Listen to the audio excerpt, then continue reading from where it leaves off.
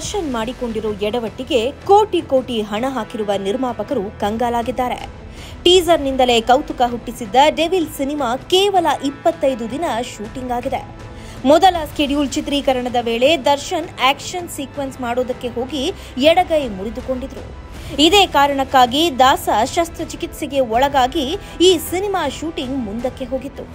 ಈ ಘಟನೆ ನಡೆಯುವ 2 ದಿನದ ಹಿಂದೆ ಡೆವಿಲ್ ಚಿತ್ರದ 2ನೇ ಹಂತದ ಶೂಟಿಂಗ್ ಆರಂಭವಾಗಿತ್ತು.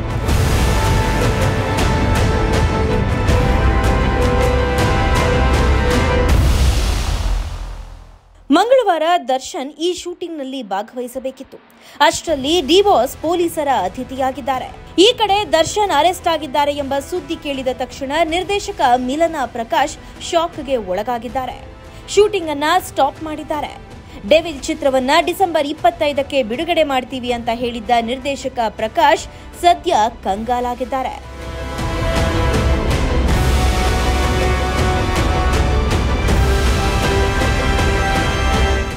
ಅಷ್ಟಕ್ಕೂ ದರ್ಶನ್ ಈ ಸಿನಿಮಾಗೆ ತೆಗೆದುಕೊಂಡಿರುವ ಸಂಭಾವನೆ ಬರೋಬ್ಬರಿ 22 ಕೋಟಿಯಂತೆ. ಡೆವಿಲ್ ಚಿತ್ರದ ಬಳಿಕ ದರ್ಶನ್ ನಟಿಸಲು ಒಪ್ಪಿಕೊಂಡ ಚಿತ್ರ ಸಿಂಧೂರ ಲಕ್ಷ್ಮಣ. ಕ್ರಾಂತಿ ಸಿನಿಮಾ ಮಾಡಿದ್ದ ನಿರ್ಮಾಪಕರಾದ ಬಿ ಸುರೇಶ್ ನಿರ್ಮಾಣದ ಹಾಗೂ ತರುಣ್ ಸುಧೀರ್ ನಿರ್ದೇಶನದ ಸಿಂಧೂರ ಲಕ್ಷ್ಮಣ ಸಿನಿಮಾ ಶುರುವಾಗಬೇಕಿತ್ತು.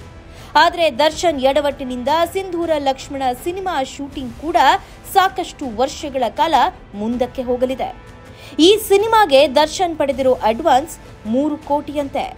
ಈ ಚಿತ್ರದ ಮಧ್ಯೆ ದರ್ಶನ್ ಮತ್ತೊಂದು ಬಿಗ್ ಬಜೆಟ್ ಸಿನಿಮಾಗೆ ಗ್ರೀನ್ ಸಿಗ್ನಲ್ ಕೊಟ್ಟಿದ್ರು. ಅದು ಜೋಗಿ ಪ್ರೇಮ್ ನಿರ್ದೇಶನದ ಕನ್ನಡದ ಪ್ರತಿಷ್ಠಿತ ಸಿನಿಮಾ ನಿರ್ಮಾಣ ಸಂಸ್ಥೆ ಕೆವಿಎನ್ ಪ್ರೊಡಕ್ಷನ್ ಅದ್ದು. ದರ್ಶನ್ ಬಹುಕೋಟಿ ವೆಚ್ಚದ ಸಿನಿಮಾ ಮಾಡೋದಾಗಿ ಒಪ್ಪಿಕೊಂಡಿದ್ರು. ಈ ಚಿತ್ರಕ್ಕೆ ಅಡ್ವಾನ್ಸ್ ಹಣ ಅಂತ ದರ್ಶನ್ 3 ರಿಂದ 5 ಕೋಟಿ ಪಡೆದಿದ್ದಾರೆ ಅನ್ನೋದು ಗಾಂಧಿನಗರದ ಮಾತು. ಈ ಪ್ರಾಜೆಕ್ಟ್ ಮುಗಿದ ಮೇಲೆ ದರ್ಶನ್ ಮತ್ತೆ ಜಗ್ಗುದಾದ ಸಿನಿಮಾ ನಿರ್ದೇಶಕರಾದ ರಾಘವೇಂದ್ರ ಹೆಗಡೆ ಜೊತೆ ಸಿನಿಮಾ ಮಾಡ್ತಾ ಇದ್ರು. ಸಿಂಧೂರ ಲಕ್ಷ್ಮಣ ಚಿತ್ರದ ಶೂಟಿಂಗ್ ಮುಗಿದ ಬಳಿಕ ಈ ಚಿತ್ರ ಸ್ಟಾರ್ಟ್ ಆಗೋದು ಬಹುಶಃ 2025ನೇ ವರ್ಷದ ಅಂತ್ಯದಲ್ಲಿ ಅನ್ನೋ ಮಾತಾಗಿತ್ತು. ಈ ಚಿತ್ರಕ್ಕೂ ದರ್ಶನ್ ಮುಂಗಡ ಹಣ ಅಂತ 5 ಕೋಟಿ ಪಡೆದಿದ್ರು. ಈ ಚಿತ್ರಗಳ ಬಳಿಕ ದರ್ಶನ್ ತೆಲುಗಿನ ಅತ್ತಾರಿಂಟಿಕಿ ದಾರೇದಿ ಚಿತ್ರದ ನಿರ್ಮಾಪಕರಾದ BVS N ಪ್ರಸಾದ್ ಜೊತೆ ಸಿನಿಮಾ ಮಾತುಕತೆ ಆಗಿ ಆ ಸಿನಿಮಾಗಾಗಿ 25 ಲಕ್ಷ ಅಡ್ವಾನ್ಸ್ ಹಣ ಪಡೆದಿದ್ದಾರಂತೆ. ಈ ಸಿನಿಮಾ ಶುರುವಾಗೋದಕ್ಕೆ ಇನ್ನು ಅದೆಷ್ಟು ವರ್ಷವಾಗುತ್ತೋ. ಇದರ ಜೊತೆಗೆ ತಮಿಳು ನಿರ್ಮಾಪಕ ರಮೇಶ್ ಪಿಳ್ಳೈ ಜೊತೆ ಚಿತ್ರ ಮಾಡೋದಾಗಿ ದರ್ಶನ್ ಮಾತುಕತೆ ಆಗಿತ್ತು.